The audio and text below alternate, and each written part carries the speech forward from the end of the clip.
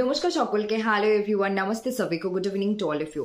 আজকে এখানে আমরা একটা এরকম বিষয় নিয়ে আলোচনা করব যেটা নিয়ে হাজার হাজার লাখ লাখ ছাত্রছাত্রীদের মনের মধ্যে কনফিউশনস বা ডাউট বা সন্দেহ দানা বেঁধে আছে এবং এটা স্বাভাবিকও।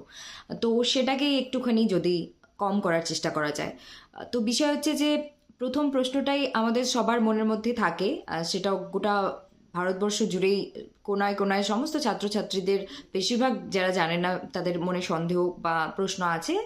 সেটা হচ্ছে যে শুধু কি সেটের ভিত্তিতে অ্যাসিস্ট্যান্ট প্রফেসর হওয়া যায়, শুধু কি নেট পাস করলে অ্যাসিস্ট্যান্ট প্রফেসর হওয়া যায়, শুধু কি পিএইচডি থাকলে অ্যাসিস্ট্যান্ট প্রফেসর হওয়া যায়। তো এরকমভাবে আমাদের মনের মধ্যে অনেক রকম প্রশ্ন দানা বেঁধে আছে যে আদতে বিষয়টা কি।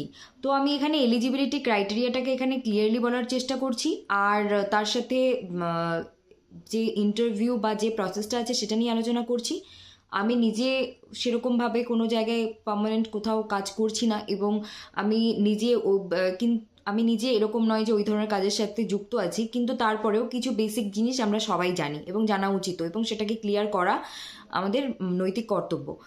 তো বিষয় হচ্ছে যে প্রথমেই বলে দিই যে হচ্ছে তোমার শুধু সেট, শুধু নেট, বা এখন আরেকটা এসেছে, আগে ছিল না সেটাও, যখন মানে খুব বেশি দিন হলো না, খুব জোর 2-4 বছর 5 বছর হবে, তার বেশি হবে না, যে নেট সেট আর যদি কথার কথা যদি পিএইচডি থাকে, নেট সেট না থাকলেও শুধু পিএইচডির ভিত্তিতেও অ্যাসিস্ট্যান্ট প্রফেসরের জন্য অ্যাপ্লাই করা যায়। যাদের পিএইচডি কমপ্লিট হয়ে গেছে তাদের কথা বলছি, যারা করছে বা তাদের পার্সু করছে বা সেই ডিগ্রিটা চলছে তাদের কথা বলছি না।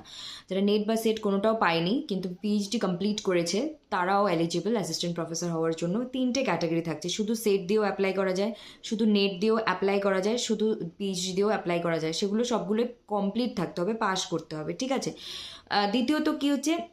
দ্বিতীয়ত আমাদের মনে প্রশ্ন যে অনেকগুলো বিষয় আছে, যেমন এপিআই স্কোরটার ভিত্তিতে মাধ্যমিকের স্কোর, উচ্চ মাধ্যমিক, গ্র্যাজুয়েশন, পোস্ট গ্র্যাজুয়েশন, তারপর এমফিল, পিএইচডি, জেআরএফ অ্যান্ড লেখালেখি, আর্টিকেল পাবলিকেশন, ওয়ার্ক এক্সপিরিয়েন্স, এগুলো সব মিলিয়ে হয় API score, academic performance indicator. তো এই যে এখানে এপিআই স্কোর এই ভিত্তিতেও হয়, আর আমি বারবার তুলে নিয়ে আসছি কথাটা, সব রাজ্যেই যে এপিআই স্কোরের ভিত্তিতেই পরীক্ষা দিয়ে চাকরি পাওয়া যায় এরকমটা নয়। কারণ সেখানে আবার তুমি যতই নেট পাস করো, যতই পিএইচডি থাক তোমার, যতই তুমি সেট পাস করো না কেন, তোমাকে আবারও অ্যাসিস্ট্যান্ট প্রফেসর হওয়ার জন্য আবারও ডেসক্রিপটিভ, এমসিকিউ, অবজেক্টিভ বা এমসিকিউ, ডেসক্রিপটিভ, বর্ণনামূলক পরীক্ষা বা লিখিত, তারপর ইন্টারভিউ, 3টে ধাপ, কখনো 2টো ধাপ তোমাকে পার করতে হবে, তারপরে তুমি ইন্টারভিউ মানে ওগুলোতে পাস করে গেলে তখন তুমি চাকরিটা পাবে, তার আগে পাবে না। তো তবে ইন জেনারেল যদি বলা যায়, অতীতে এবং এখন এপিআই স্কোরটার মানে বিষয়টা সবখানে বেশি ভারতবর্ষের যদি খুঁজে দেখি আমরা, তো কোথাও না কোথাও এপিআই স্কোরের মাধ্যমে যে মানে এগুলো নেট সেট থাকলেও বা পিএইচডি থাকলেও তুমি ডিরেক্ট ইন্টারভিউ দিয়ে তোমার যোগ্যতা প্রমাণ করে তুমি পেতে পারো, ওটাতেই এপিআই স্কোরটাকে মানে চেক করা হয়, এবং ইন্টারভিউটাও তোমার ভীষণ ইম্পর্টেন্ট বা গুরুত্বপূর্ণ ভূমিকা পালন করছে। তো এখন বিষয় হচ্ছে সবার মনে একটা জেনারেল প্রশ্ন, আমার তো শুধু সেট আছে, আমি এটা ইন জেনারেল সবার জন্য বলছি, সবার জন্য যারা নেট আছে বা সেট আছে বা দুটোই আছে বা একটা আছে বা শুধু পিএইচডি আছে, সবার জন্য, সবার মনের মধ্যে প্রশ্ন, সব ডিপার্টমেন্টের জন্য, অল ওভার ইন্ডিয়াতে, শুধুমাত্র অ্যাসিস্ট্যান্ট প্রফেসর হতে চায় তাদের জন্য বলছে যে আমার তো শুধু নেট আমার হয়তো হবে না, শুধু সেট আমার হয়তো হবে না। এরকম নেগেটিভ ভাবার কোনো ব্যাপার নেই, কারণ হচ্ছে কি কয়েকটা ক্রাইটেরিয়াতে হবে, মানে যেটাতে এপিআই স্কোর এবং ইন্টারভিউ, ডিরেক্ট ইন্টারভিউ এবং এপিআই স্কোর চেক করে যে চাকরিটা দেওয়া হচ্ছে অ্যাসিস্ট্যান্ট প্রফেসর যে কোনো রাজ্যে, সেখানে তোমার পিএইচডি, তারপর পেপার পাবলিকেশন, ওয়ার্ক এক্সপিরিয়েন্স, এগুলো দরকার, মানে এগুলো থাকে, কিন্তু না থাকলে তুমি যে এলিজিবল নও তা তো নয়। বেসিক এলিজিবিলিটি ক্রাইটেরিয়াটা কি, মানে একদম মূল যে গোড়াটা আমাদের কি, গোড়াটা হলো যে এমএতে 55% মার্ক লাগবে, মানে পাস করা থাকতে হবে, নেট কোয়ালিফাইড হতে হবে বা সেট কোয়ালিফাইড হতে হবে, আর বা পিএইচডি কমপ্লিট থাকতে হবে, যে কোনো একটা হলেই তুমি অ্যাপ্লাই করতে পারছো। তো ওই একটা দিয়ে যদি অ্যাপ্লাই আমরা করতে পারি, তাহলে একটাই যদি কারোর থাকে, তাহলে সে স্বপ্ন কেন দেখতে পারবে না যে আমি অ্যাজ অ্যান অ্যাসিস্ট্যান্ট প্রফেসর ওই একটা নিয়েই লড়াই করে হব, ডেফিনেটলি হতে পারবে, কিন্তু তার বাকি জিনিসগুলোর দিকে ধ্যান দিতে হবে। কোন জিনিসে? যেটা নেই সেটার দিকে আর তাকিয়ে নিজেকে দুর্বল করার বা নিজেকে অসহায় ভাবার কোনো দরকার নেই। যেটা আছে সেটাকে জোর দিতে হবে। কীরকম? তুমি তো অ্যাপ্লাই করতে পারছো, বাকি যারা সব কিছু নিয়ে অ্যাপ্লাই করবে আর তুমি একটা নিয়ে অ্যাপ্লাই করছো, তারপরে তো ফিল্ড তো একটাই, মানে কম্পিটিশন বা প্রতিযোগিতা, তুমি তো একই জায়গায় যাচ্ছ, নাকি সে অন্য জায়গায় যাচ্ছে তুমি অন্য জায়গায় যাচ্ছ, আলাদা জায়গায়, এরকম তো ব্যাপার নেই। আমি যদি একটা ক্রাইটেরিয়া নিয়ে অ্যাপ্লাই করতে পারি আর কেউ যদি 5টা ক্রাইটেরিয়া নিয়ে অ্যাপ্লাই করতে পারে, আলটিমেটলি যাবো তো আমরা একই ময়দানে খেলতে, তাই না? এটা আমাদের বুঝতে হবে। তো বিষয় হচ্ছে যে পাবলিকেশন, পিএইচডি, এগুলো জিআরএফ, ওয়ার্ক এক্সপিরিয়েন্স থাকলে ভালো, না থাকলে যে তোমার চাকরি হবে না, বা ওগুলো থাকলেই যে তোমার চাকরি হবে এরকম গ্যারান্টেড লেখা কিন্তু কোথাও নেই। এগুলো ক্রাইটেরিয়া যত বেশি, কারণ আমরা বসে না থেকে, কারণ আমরা জানি যে কোনো রাজ্যে 5 বছর পর পর সিএসসি হচ্ছে, কোনো রাজ্যে 2 বছর, কোনো রাজ্যে মানে অনেক রাজ্যে দেখা যাচ্ছে 17 বছর ধরে সেট এক্সামই হচ্ছে না, বা তারও বেশি। তো সেই ক্ষেত্রে আমরা তো সময় নষ্ট না করে একটা একটা করে অ্যাচিভ করা বা একটা একটা করে জিনিসকে অর্জন করার চেষ্টা করবো, যে সময় নষ্ট না করে, তাই না? তো বিষয় হচ্ছে তোমার ইন্টারভিউতে সব থেকে মেইন যেটা, এগুলো তো গেল তোমার একাডেমিক পারফরমেন্স যেগুলো থাকছে অতীতের, সেটা চেক হবে।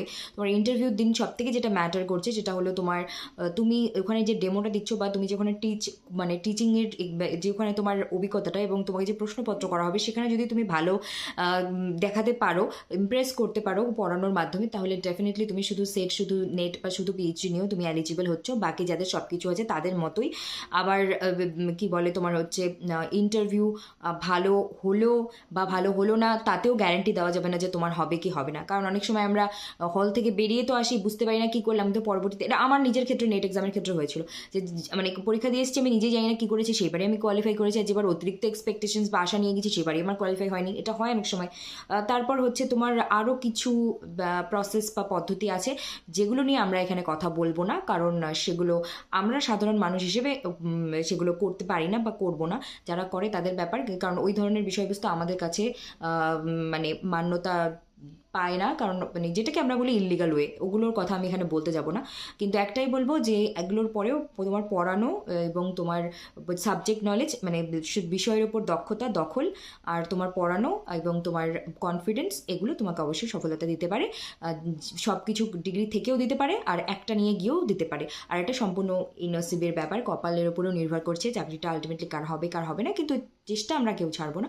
চেষ্টা যে বা যারা লেগে থাকে, চেষ্টা করে, তারা ডেফিনেটলি কোথাও না কোথাও ঠিক সেটেল হয়েই যায়, ঠিক সুযোগ পেয়েই যায়, ঠিক তারা কর্ম করেই নেয়, এটুকুই আমার বলার।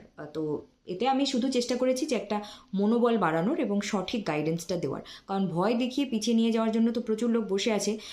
একজন যদি একটু সত্য কথা বলে কেউকে অনুপ্রাণিত বা উদ্বুদ্ধ করতে পারে তার স্বপ্ন পূরণের লক্ষ্যে এগোতে, এর থেকে আর ভালো কিছু কিন্তু হতে পারে না আমার মতে। তো ধন্যবাদ, ভালো থাকুন, সুস্থ থাকুন, দেখতে থাকুন এসপি লিটারেচার।